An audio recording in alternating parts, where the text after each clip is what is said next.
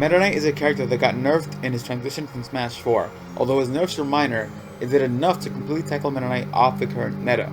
The changes to Meta Knight's knockback, hitbox angles, and the game's general larger blast zones completely removed his ladder for almost the entire cast. Meta Knight now fully relies on his intense frame-precise combo game and different controller handling. In the right hands, Meta Knight can be a devastating character off stage and even challenge some of the top tier recoveries like Pikachu. In Ultimate, Meta Knight morely relies on his off-stage aerials to weather the opponent percentage down since his on-stage presence isn't as fierce as the other characters. If you play your cards right, it can net you an early stock or just a lot of damage. That being said, Meta Knight still has an excellent combo game on stage. However, it takes a bit more risks to start it since his aerials aren't super safe. Before we get started, I'd like to cover a few topics you need to understand to know how to play this character at his best. Well, first things first, who am I? During my Smash 4 career, I was able to beat a considerable amount of PR players and even took the buzz to a last stock last game scenario during a money match, to which he even compliments my Meta Knight, saying it had more patience than Abadango. But I'm pretty sure if you ask him, you probably won't remember who I am. But basically, my tag was Booty, and I was a very big Meta Knight player during Smash 4's time. A lot of people in the Tri-State knew who I was. But during Smash 4, I made sure to utilize his punish game to the max. To the point where a lot of Tri-State players actually hated playing as Meta Knight because of the way he was, and the way I played him also. Hold on, yeah, oh, he's dead. Yeah, what did I tell you? I don't know why John's messing with Meta Knight. Yo, that's not a character to fuck with. It does not matter who's behind the controller. Yo, El Papi de Google, yo, let's go, Booty. Those were good times. But let's get started with the first thing. We're going to talk about hit advantage. Hit advantage is just basically how many frames your opponent is in hit stun.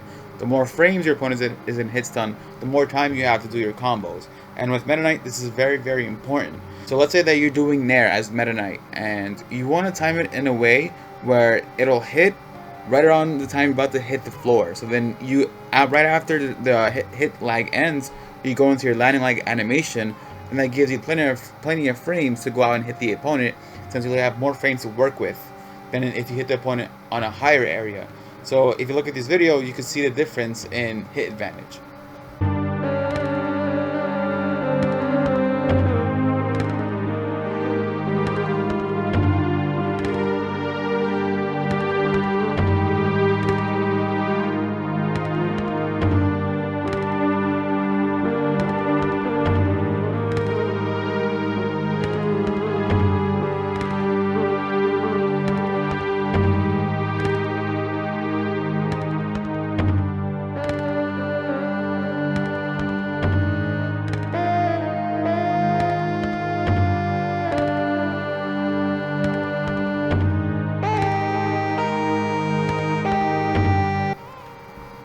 The reason why now I bring up this topic is because Meta Knight's Nair is actually a very good combo starter at 0%. And if you master how his combos work at that percent, you could take on 40 to 50% pretty easily. And I'll be showing you some ways that I do it with Meta Knight right now.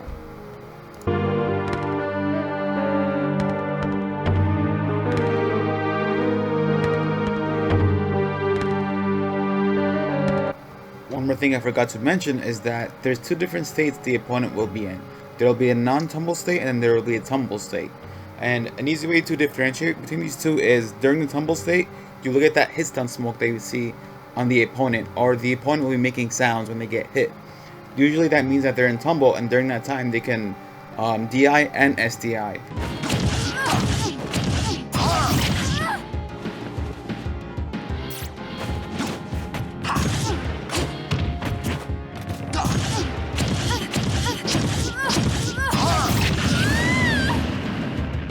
When they're not in tumble, there's no sound when they're being hit, and there's no smoke coming out. They're just flinching, and that's it.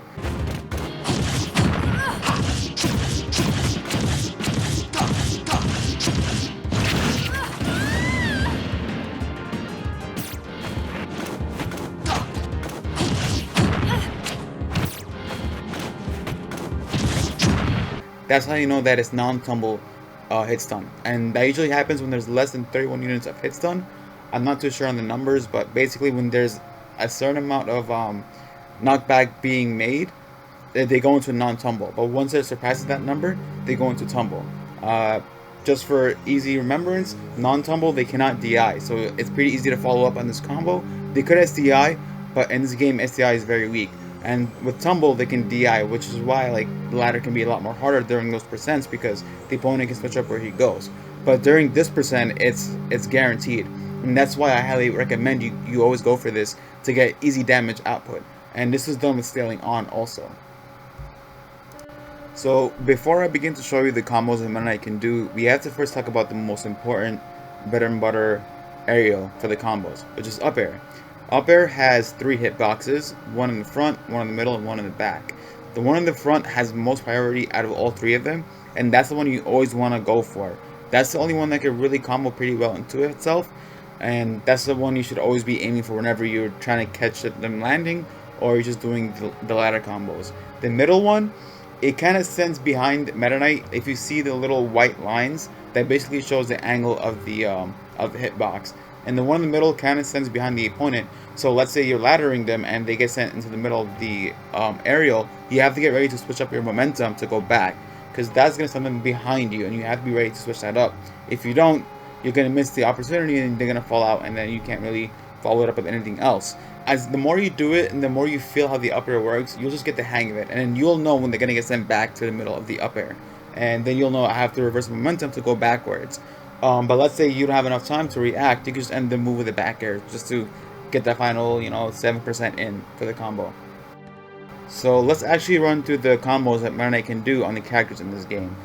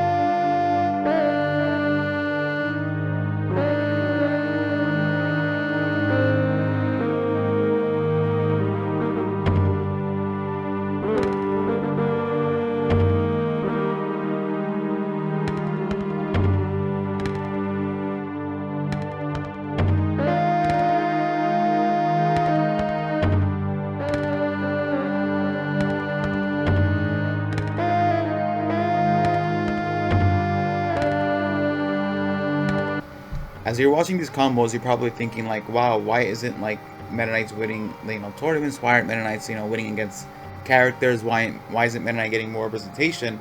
Well, the main issue with these combos is that they're very, very hard to come by. And when they do come by, they probably don't get that much percent damage, and most likely the opponent's not going to die. And not only that, but majority of the time it relies on the opponent messing up on their DI inputs. Theoretically, if the opponent can DI perfectly, they can escape the combos majority of the time, except if you're floaty, but that's going to be later in the video. What makes Meta Knight really hard to use is a lot of his aerials are only out for 1 frame. His down air, 1 frame, up air is 1 frame, the forward air is only out for 1 frame. And these 1 frame kind of things, you're talking about a game that's operating in a very fast scenario. And Ultimate is a very fast game at this point now, we can say that. And the issue is, if you're trying to fish for that fair 1 into up air, it's really hard to hit, and the issue is it's not safe on shield. So if they shield it, you could probably get punished for that. And not only that, but it's pretty hard because it's frame 9. So this is why it's really hard for Meta Knight to get really far during tournament, because again, these combos are very hard to hit. But when they do come by and the player knows how to utilize the advantage that he has, I think he could take a pretty good set off a good player. But then again, if the opponent knows how to play against Meta Knight, it could be a very hard time for Meta Knight, and especially if the opponent is camping and stuff like that, it just makes it a very not fun to play. This is why I think Meta Knight really struggles in this game, because this stuff is just not that easy to hit during tournament play. During practice you could probably get it 1, 2, 3, bam, wow, look at me, I'm a Meta Knight player now. But once you go into that tournament, you got the nerve, tournament jitters, you got pressure on you. It becomes more difficult, and even as you become more experienced with Meta Knight, it's still just gonna be a hard ride, because other opponents have better options, that's safer on shield, and it's just difficult. But basically, I'm showing you the combos that could happen if the opponent messes up and you happen to capitalize on him messing up. These are the combos that you can get. The main reason why I showed Nair is because it's one of Meta Knight's only safe aerials in the game. If you space it the way I showed you in the beginning of the video, like, right at the bottom of the opponent, and then you land as soon as you hit, like, the opponent or their shield, you're pretty much going to be safe against the opponent, because on shield, perfectly spaced, it's about -4. At the worst case scenario, it's -4. And do keep in mind, stealing does affect how safe an aerial is. So if it's stealed, it might be -5. But regardless, that's still pretty damn safe. Anything below -6 can't really get punished by any character in the game, except for maybe, the Martha and Lucina. But other than that, Nair is your best bet in really landing the 0 to 50% combos. Because once you get it, it's just a ride from there. You just get easy damage. So I'm not going to go too in depth with shield advantage, but think of it the same way as hit advantage, The more later you hit the opponent's shield, the more safer you are, because the less time you spend in the air. And that's the less time they spend in shield stun, and the more time you spend, just finishing up your animations, and then you get to act out sooner than your opponent. So for instance, if you look at the video, if I perfectly land my Nair on Villager's shield, I'm getting about -3. The opponent has only 3 frames to do something, but by that time Villager doesn't really have anything that he can do within those 3 frames, because jump squat is 3 frames, and then his uppy is not even good at a shield. One thing to keep in mind also is that uppies and up smashes at a shield cancel your shield drop animations. That's why it's really good to do uppy at a shield, because it just skips those 11 frames. So basically what -3 means is that when I hit his shield with my Nair, he only has 3 frames to do something before I can shield again. So if I do a Nair on his shield, right, and then he drops his shield and tries to punish me, let's say with a jab, right, I'm going to say jab is probably frame 12 or even later, right? And by that time, I'm already going to be shielded, because he only had 3 frames to do something. And within that time frame, I was able to shield again, so I couldn't get punished by anything that he was going to do, because that's how safe it is. I have 3 frames to, to put up my shield, but he has like 12 frames to do something to hurt me, So in this game, there is 11 frames of shield drop, right? And essentially, all you do is you add the grounded and moves frame data into it. So let's just say his jab is frame 3, right? You add 11 to it, and that's going to be frame 14. But the thing is, it takes Meta Knight's 3 frames to shield. Basically, I think by frame 4, I'll be able to shield. And whatever he does after that, it's safe. He can't really punish me. His grab, it's going to be, let's say his grab is frame 7, right? At a shield, there's a 4 frame penalty for doing a shield grab, so that's frame 11. By that time, I can spot dodge, or I can even roll out, and I can still be safe. That's why Meta Knight's Nair is so safe on shield, and that's why I use it a lot. Hopefully you guys didn't fall asleep, but let's move on to dash attack. Dash attack has these 2 angles, the early hit and the late hit. If you get the early hit below 25%, give or take, it's usually a true combo. Anything beyond that, they could probably either jump or air dodge out, because the knockback becomes so much that you're too far to really combo the move at that point. That's one of the biggest changes that Meta Knight got coming into Smash Ultimate, which really actually hurt him a lot. And then you got the sour spot dash attack, or the late hit of dash attack, and this is pretty good because it's under a straight up angle and it's very easy to combo it. But the issue is that, let's say the opponent shields, and usually with the early hit you can cross up. Usually, it depends on the character's width, because the new mechanics of shield pushing and stuff like that. It really depends on how wide they are. But if you get the late hit, it's always going to be unsafe on shield, and you could probably get badly punished for it. So that's why usually when in the heat of the battle, it's best to go for the early hit of dash attack and try to combo off of that. It's the safest option, and if you hit it, it's pretty good to get your combo going. If you feel really confident, you can try going for the late hit. One more thing that you do need to keep in mind is that these combos, especially with the initial hit of dash attack, is not being shown with DI. A DI can really influence the first hit of dash attack, especially the early hit. That's heavily influenced by DI, which is why sometimes it can be difficult. And that's why I'm telling you, you should always go for it below 20%. Because once you go like above 20 or 25%, you start to get into areas where if they're DI, it's very easy for them to get out. That's why it's very important for you to get your combos in the beginning of the game, so that way, you know, you get that guaranteed percent, and you don't have to react to DI and stuff like that. Because when they DI the first hit of dash attack, it can get very difficult sometimes, and sometimes you can't even do any more combos with it because just how strong DI is against the early hit of dash attack.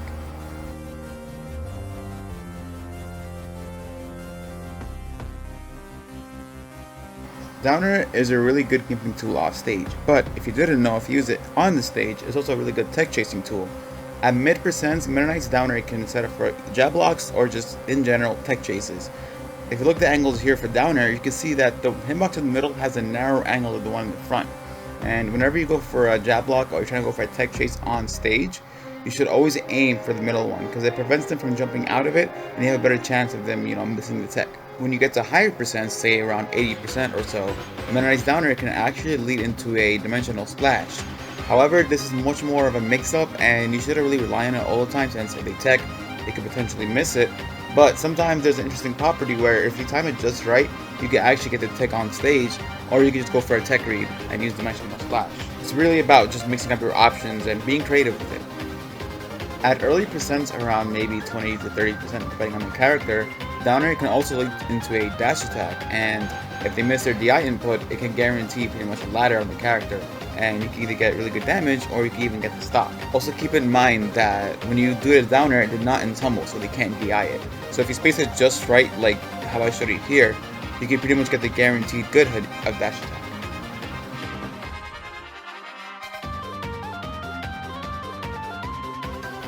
Forward air honestly is just a bad move, and 9 times out of 10 just doing back air is better in general because it has more range and it just connects better and does more percent.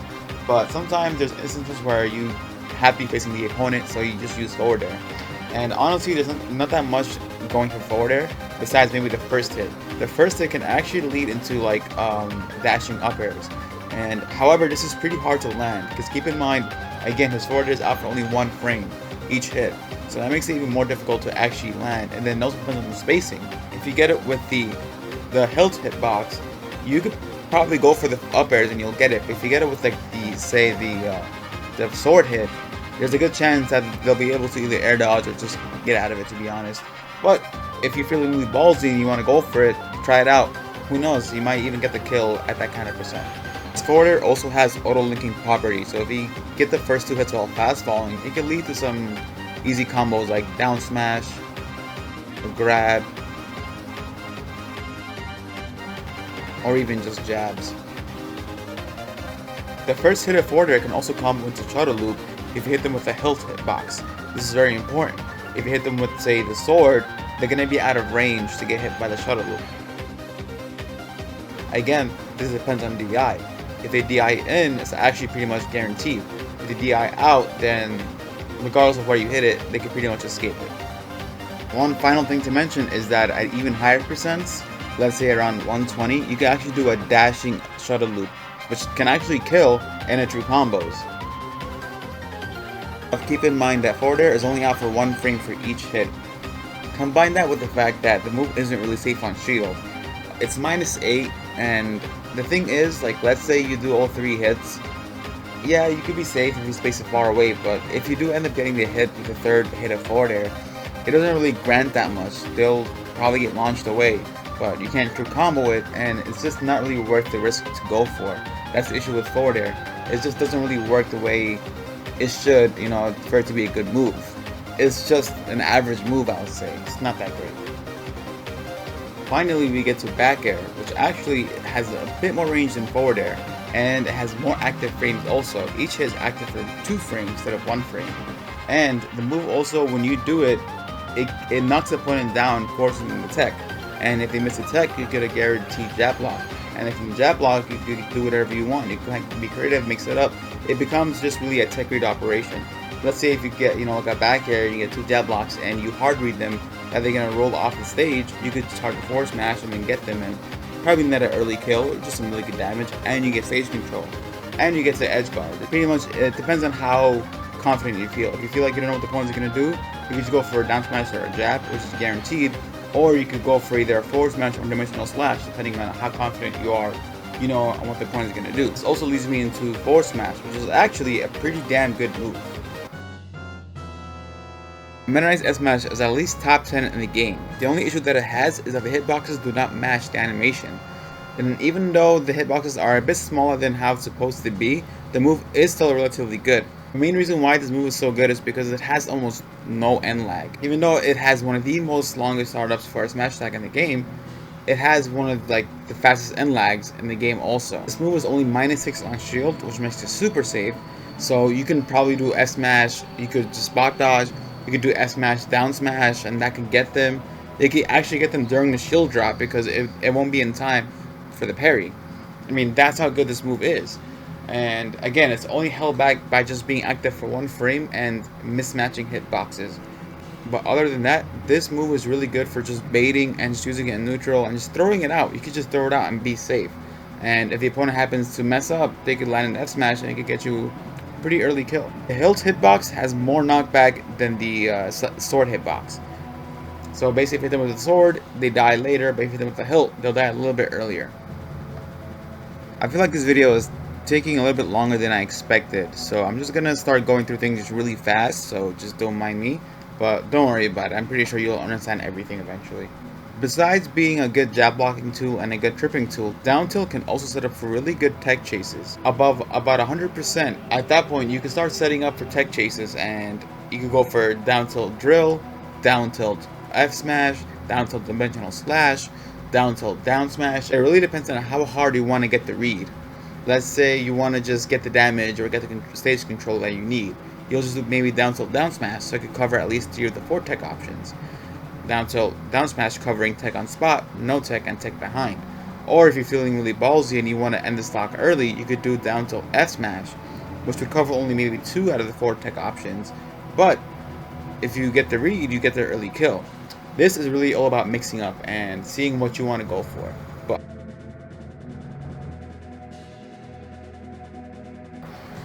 finally, we're going to cover edge guarding, and this is the most important thing with Meta Knight. If you really want to be good with Meta Knight and really at least take him far in bracket, you have to understand how to edge guard with Meta Knight. What you just saw there was actually a spike from Meta Knight's back air. If you fast fall Meta Knight's back air and you hit the opponent during their up B and it has a hitbox, there's a chance that it could trade, and if it trades, they actually get spiked to the ground a little bit. Like they get stuck on like a hit stun animation for like a few frames, but sometimes it could be just enough for them to not be able to recover and they die. It's a good tip for back air also that I forgot to mention. What you have to do with Meta Knight is dwindle the opponent's options down off stage so that it can get you either an early edge guard or just like an early kill. To edge guard, you should use a lot of Nair, back air, and even Tornado. Tornado is really good because it has a lot of active frames and it can easily 2-frame a lot of characters. And it also has a win box, so let's say they're a distance away from you, the move can actually pull the player in. But one interesting thing about Meta Knight is that you could cancel the animation of shuttle loop if you angle it a certain way at the ledge. And if you aim the hitboxes outside, that can net you a back air. So if you do shuttle loop, cancel animation, back air, that's a pretty good edge guarding tool, and it'll cover someone that's, you know, trying to recover from the left side of the stage. Drill rush can also be cancelled if you angle it slightly down towards the ledge. If you time it just right, you won't get the bounce animation, and let's say you're hitting an opponent, they'll be stuck in hit stun for a very long time, so they can't grab the ledge and they get launched off the stage. And sometimes this could even kill them outright because it's just how the move works. Finally, Meta Knight's dimensional slash can be cancelled if you face it towards the ledge. Pretty good mix up if you want to get a kill on someone, or just, you know, get off the ledge easily. With that, thank you guys for watching this video. I really hope that you learned something important and you take a concept and you take it really far. Now, I know I missed a lot of things also in this video. There's so much to talk about with metagame and Meta Knight and how, you know, this whole concept of fighting games work, but, you know, I'm just gonna cut it simple right now, and hopefully, like, you know, you can learn what you can. And the main thing is that you take this information and you push it as far as you can go. You create your own mix-up, you create your own options, you create new mix-ups. This is just the basic ground, and from there You take it, and then you see what you can do with it. It's up to you to be the good player. Never ever blame someone else for your shortcomings. That's my main thing. I hope you guys have a enjoyable rest of the month.